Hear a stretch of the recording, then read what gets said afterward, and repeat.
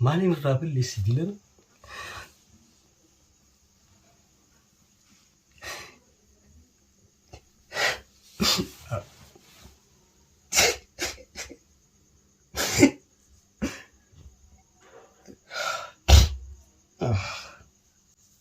قالوا ربي نارك مقاف يوتيوبي نادي بيسي يوتيوبي نهنغاماتي مقا إساتي نكاونتين قنجرو إساف سينو جرا جبري ران خفل لي جبري وان خفل من الجا مقا براج جيرا مراف ترى جبري خفل مو قبا جامي خنو خا إيجا كجا إدارة فاهم تلتيتي يا نبي رفتي يا باخ يا مالو إسان قوتي مريم شرماركيتو خي أصوبي خني مريم عثمان جاني وين أنيات التفرق دي منا كراتي دي موتي مقاخي مريم عثمان جاني ناختبن أبي منا ما رندل ديمتو كراتي هافتر أنا من سيجارة نجد أنا من سيجد والله دون الدقامي وي نمني ربي صدات شو كبا نمني إسلام برونين دوا يادت شو كبا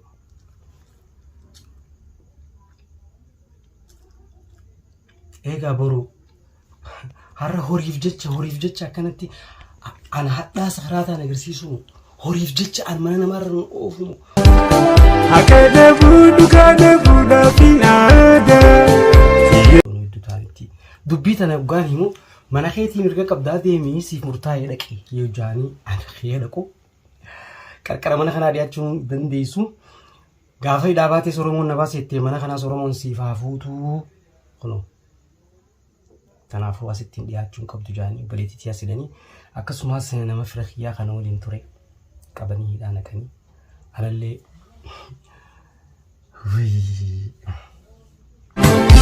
نجرو تكدامي والفكاتي أبجون إتجيتي وانا gargaarsa gaafa dhiyoodhaa namni rakkooti yaarkee hamzaan dubbate irraa kan ka'e si gargaarra jaanii gaafamilee gargaarsaa sanillee naa godhuudhaaf waada galanis walii galanii jiranii wanni hundi dhumtee jirtii dubbiin jettu gaa hoggaa gadhiifamte namutu if duuba deebi'ee akkaan gabbee manaas kireeffadhee sigalee gara hojiidhaatti hin seennes gargaarsi naa godhamees takka illee hin jiru. Assalaamu alaykum warahmatullahi wabarakatuh. Akkamitti jirtan obboleeyyan nageenyi ni jedhamu hin jiru mee walumaan laallaa. Egaa viidiyoon har'a qabadde isinii dhufe viidiyoo ogutaan irraa addaati. Yeroo hedduu gaa sagantaa bashannanaatiin kan viidiyoo gadhiisnu har'ammoo akkatti saatee egaa wanni nama mudanne hin jiru sagantaa bashannanaa osoo hin ta'in sagantaa xiqqoo ulfaattuudha sagantaan qabannee dhufne. Egaa akkuma beektan artist Shaanmaarkee Aadamii wajjin amma dura bilbilumaan akkana yaada wal dabarfannee so viidiyoo isaadhaa ol baasuu hin dandeenye ture. Sanii wal qabatee artist Shaanmaarkeen akkuma namuu quba qabuu fi sooshaal miidiyaa irratti haala deemaa tureen wal dhabdee isaa fi maatii jidduutti godhameen wal dhabdee guddootu ture. Because nuti sooshaal miidiyaa irratti hin baasnu wanni kun waan faamilii xixiqqoo ni ulfaataa jenneeti hedduu takka if qabu turre. So gaa yeroo bal'oo waliin qobaltee nama kana yeroo rakkoodhaa irraa fagaachuunis ni ulfaataa. Oguu namni gaasitti iyyate irraa dheessus hin dandeessu. Mucaan kun irra gaa nutti iyyate waan akka dandeenyu fi haala dandeenyu hundaanuu gama miidiyaa keenyaatiin gaafilee muraasa gaggaafanneeti waan inni jiru fi haala inni keessa jiru nuti ibsu osoo hin ta'in afaanuma isarraa kan dhageenyu ta'a jechuudha. Shaanmaarkeen Aadam maal keessa jira jireenya akkam keessa jira because Shaanmaarkeen nama artiiti dhimmi artii immoo hunda keenya nu laallata. Artii keessa waan jiruuf waa'een isaadhaa nu laallata. Shaanmaarkeen yoon fi artii irraa fagaate eessa fagaate jennee qorachuun nurraa jechuudha jiru. Nama artii afaan Oromoo wallistootaa fi warran diraamaa fi hunda isaanii warra ol guddise Shaanmaarkee yoo jaame ni danda'ama. Shaanmaarkeen hedduu bu'aa bahii hedduu keessa dabreeti artii kana akka malee guddisuu ture. Soga yeroo amma inni haaleen amma inni keessa jiru kanatti nuti yoo usnee dantaa isaati jennee bira kunne seenaan keenya seenaa bareedduu waan ta'u natti hin fakkaatu. Mega gaafilee tanaaf sharmaarkeen maal ja'a yaanni sharmaarkee maali haala akkam keessa jira afaanuma sharmaarkee viidiyoo kanarraa waliin dhageenyaa jechuudha. Hanga xumura sagantaa keenyatti nu waliin tura afeerraa keenya ulfaadha. Mee sharmaarkee haalli keessa jiru haala akkamiin deemu jirta jireenya kan kee amma maal fakkaata gargaarsi siif godhamuu ture hoo si bira gahee moo karatti hafe mee mana kan kee keessa jirta moo bikka biroo jirta ammaan tana haala akkamiin deemu jirta jireenya kan kee? Gaafii ammaati na gaafattu tanaan duraas na gaafattee ture haa ta'u immoo yeroo sanitti siin haasa'u dhimma kanaa yoo yaadadhee sammuun tiyya waan na jeeqamtuuf si waliin haasa'uu hin dandeenye garuu ammaan tana gaa dubbii ammaan tana deemaa jirtu sooshaal miidiyaa irratti argitee gaa na gaafachuu keetiif silaa dubbachuu illee hin fedhu maal jee akkaan dubbadhus hin beeku dur jirtii jireenya bultii keessatti arrabaa fi ilkeen wal madootii jaarsaaf jartii wal dhabuun waanuma jiraati garuu tuu xiyya kun addaati amataa fi baatii shaniisaa lakkaawwadheetiin jira amma hanga har'aan tanaatti kunoo mana namaarra kaniin deddeemu jiru maanguddoo sheekota irraa jalqabee abbootii gadaa maanguddoo biyyaa akkasumas namoota hiriyaa kan walitti dhiyaanu kan firaatis dabalatee namoota hedduu qaama mootummaarra nu jidduu dubbii tana ilaaluudhaan rakkoon eessa akka jirtu namoota gizeenii fi harkoo rabbi si gargaaru jechuudhaan gaa hundinuu natti himanii rakkoon anaa fi haadha mana jidduu akka hin jirre namni beeka keessattuu gaa eegaa Hamzaan sagalee gadhiisees waan jiru gizee gadhiisuus Hamzaan hordoffii hedduu waan godheef nu jidduu jibbaata hedduu arkee rakkoon eessa jirti waan beekuuf jecha rakkoo kana furmaata karaa takkaan dadhabameeti maayirratti karaa Hamzaatiin dubbiin tun dhufte an gama sooshaal miidiyaatti dubbiin tun akka hin baaneef wallaahi amata caalaan hedduun rakkadhe jechuudha maanguddoon ani hin ergin hin jiru hedduun dararame YouTube xiyyaanarraa fuudhamee paaswoordiin hin kennamu jaamee horii anaa fi haati mana xiyyaa waliin dalagannee hunda keetii miti jechuudhaan saamamee manaa fi jireenya kiyyarraa ala mana namaa galee wallaahi hin jiru namni islaama akkana waliin godhu namni islaama ta'e akkana waliin godhu dhiisi islaama ilmi namaatu namummaa jiraa bara namni guyyaa takka wajjin nyaate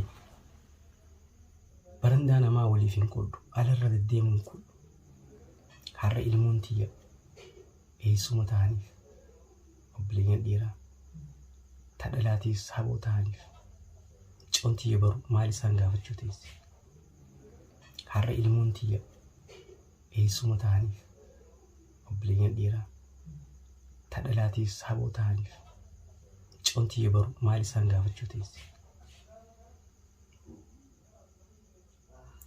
duuba gaamaayii irratti eegaa Hamzaan sagalee gadhiisee booda yakka hamaa narra kaayeen akkuma gaanamuutu arketti shoorarkeessaadha jechuudhaan hidhamus sagalee uummanni Oromoo naa ta'e kantiibaa bulchiinsa Dirree Dhawaadhaa dhimma kana duraanis waan quba qabuuf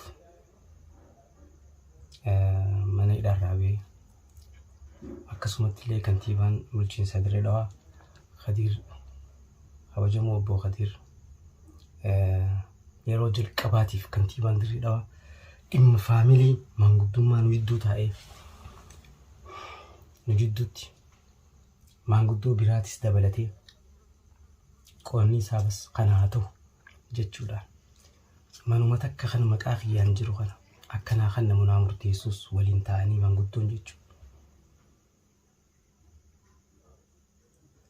sanumaa hubaatii lama booda mana keessaa baanaaf jechuudha tole jeetiin akkasii walii galtee goonee waraqaa ragaa waliif mallatteessinee ashaaraadhaan duubaatiin lamaan dhumtee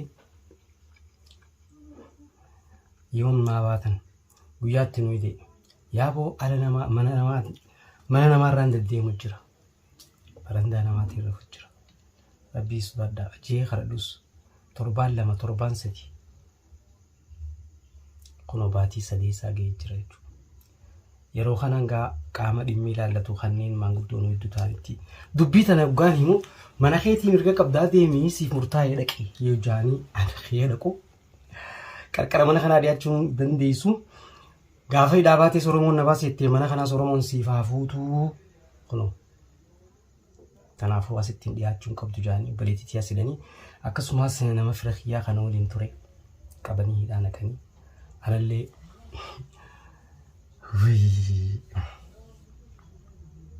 namni rabbi sodaachuu qaba. Namni islaamaa baruuniin du'aa yaadachuu qaba.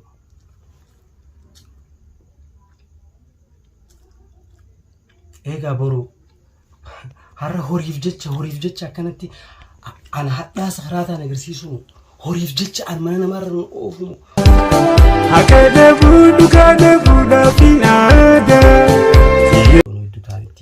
Dubbii tana dhugaan himu mana keetii mirga qabdaa deemii siif murtaa'ee dhaqi yoo jaanii ana kee dhaqu qarqara mana kanaa dhiyaachuun dandeessu gaafa hidhaa baatee Oromoon na baasettee mana kanaas Oromoon siif haafuutu kunoo tanaafuu asittiin dhiyaachuun qabdu jaanii baleetitti yaasidanii akkasumas nama fira kiyyaa kana waliin ture qabanii hidhaa naqanii anallee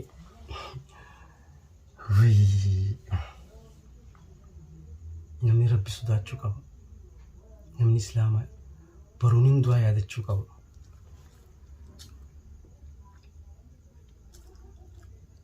Eegaa boru har'a horiif jecha akkanatti ana hadhaa sakaraataan agarsiisu horiif jecha an mana namaarra nu oofumu. Hakada buduka da buda finada. Tiyatuni fitanama adda. Namarsiitee ji'a hundaan rakkoon addaa maal haa godhu kophaa hafee eega gaddaa. Namarsiitee ji'a hundaan rakkoon addaa maal haa godhu kophaa hafee eega gaddaa. Ni jiru takka dhaamee wal fakkaatee hiree abjuun itti dhiitee waan gargaarsa gaafa dhiyoodhaa. Namni rakkootii yaarkee Hamzaan dubbatee irraa kan ka'e si gargaarra jaanii gaahamilee gargaarsaa saniillee naa godhuudhaaf waada galanis walii galanii jiranii wanni hundi dhumtee jirtii dubbiin jettu hoggaa gadhiifamte namutu if duuba deebi'ee akkaan gabbee manaas kireeffadhee si galee gara hojiidhaatti hin seennes gargaarsi naa godhamees takka illee hin jiru. Akkaani mana murtiitti dhimma kiyya fixachuu hin dandeenyees xabaqaa bitadhee waan saamamee kana geeffachuu akkaan hin dandeenyees wariin anaaf si waliin qabnu hunda fudhatanii maqaa isaanii jijjiiratanii jira. Namni islaamaa akkana waliin godhu maaliin irraa balleesse naaf yaada manaa jettuu rakkoon takka jirtu. Guyyaa iidaa rafaa intaltiitii jala bira dhuftee yaa abbaa kiyya maaluma isaan goote Mariam Sharmaarkeetoo kiyya osoo beekanii Mariam Usmaan ja'anii waa'een an nyaatatti fudhadhee mana karaatii deemutti maqaa kiyya Mariam Usmaan ja'anii naa kataban. Abiyyee mana namaarra hin deddeemtu karaatii haa fixadhu anaan mana sii jaalanaan jette anaan mana sii bita wallaahi hedduu na dhagahame yeroo isin akkanaan jettu michuun xiqqoo nama 8 jechuudha. Saamamee kana geeffachuu akkaan hin dandeenyees wariin anaaf si waliin qabnu hunda fudhatanii maqaa isaanii jijjiiratanii jira. Namni islaamaa akkana waliin godhu maaliin irraa balleesse naaf yaada manaa jettuu rakkoon takka jirtu. Guyyaa iidaa rafaa intaltiitii jala bira dhuftee yaa abbaa kiyya maaluma isaan goote Mariam Sharmaarkeetoo kiyya osoo beekanii Mariam Usmaan ja'anii waa'een an nyaatatti fudhadhee mana karaatii deemutti maqaa kiyya Mariam Usmaan ja'anii naa kataban. Abiyyee mana namaarra hin deddeemtu karaatii haa fixadhu anaan mana sii jaalanaan jette anaan mana sii bita wallahi hedduun dhagahame yeroo isin akkana jettu michuun xiqqoo nama saddeeti jechuudha. Mee maaliin irraa balleessi dilana?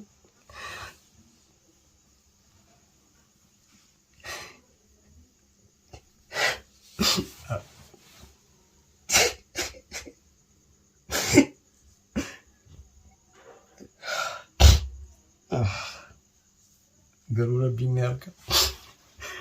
Maqaaf yuutuubii naa deebise. Yuutuubiin hanga ammaatti maqaa isaatiin akkaawuntiin kan jiru isaaf seenu jira. Gibira irraan kafalle. Gibirri waan hin kafalamne jecha maqaa biraa jijjiiramuudhaaf dura gibirri kafalamuu qaba jaamee kun eegaa maqaa paaswordiin nu harka seenee baatii 3 maqaa isaatti kamaallee seenu jiru. Kanaas gaafadhu. Way namni na jala dubbatu hin jiru.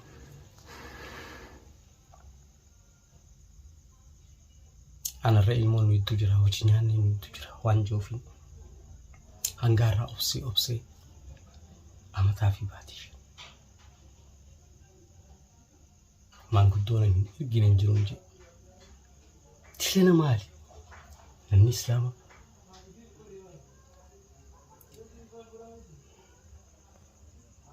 Kanaaf mala marii dhabeetiin kunoo hanga ammaatti mana namaarraan deddeemu jira. Hedduu rakkoo hamtuu keessaan jira.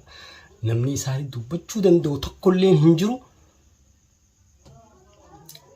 Qabeenya isaan qabanii qabeenya anaafiyaatiin waliin argan hunda saamanii qabeenyaan akka biyya bulchuu danda'anitti hadhaan agarsiisu jiranii.